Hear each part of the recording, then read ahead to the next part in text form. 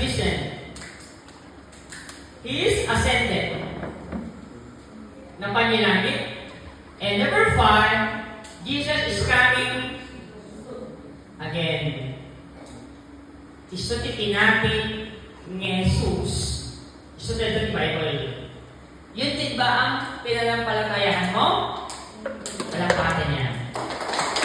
Okay. Sa basis, hindi pa nagkasalakan. Sa basis pa nagkasalakan.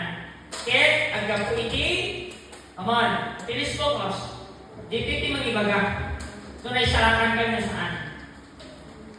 Correct? Dahil iti mangibaga. Hangan ni nanan mo. Hangan ni tatang mo. Tingibaga na sa kasalakan, no? Bible. Amen? So, mga young people, kung magawa kayo mag-share din niya ang Diyos. Ulit ikaw sa hanya sayang. God tayo na. Okay? So, sabi ko natin, may kayo dito hanga po iti, anyaman na ba na, nandikit may kayo. But I believe, niya po tinag-ignite po sa Bible. Naura siya mismo pa sa tukway. Ipag-pray ko, hindi ka, Monday, hi Lord. Hindi pa, Lord, thank you, may pleasure. Kung walang hindi ka. So, nag-aaral ako, pinagsama ng pinagagawin dahil nag-aaral yung trabaho. 10:30, nag-aaral ako. Okay. Nagsagana ng arudal. 10:30 yan. So, grabe.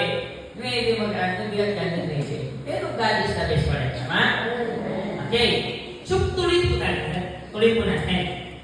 So, Jesus Christ, niya pinati tayo, amen. Kabalaan na kayo nga, ikan iti biyak. So, nagbalik tayo nga, family. Balikan mo natin ha. So, ni Jesus Christ, kabalaan na tayo ng isalakan.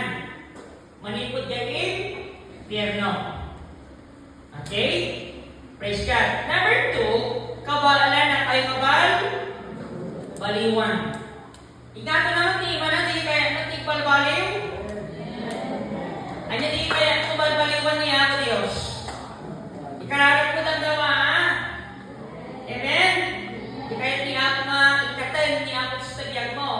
Mabalik, ang ginunti arap, mati-apa, nag-sweeting. Amen? Ano ba di kaya ikatay niya ako tiyan mo?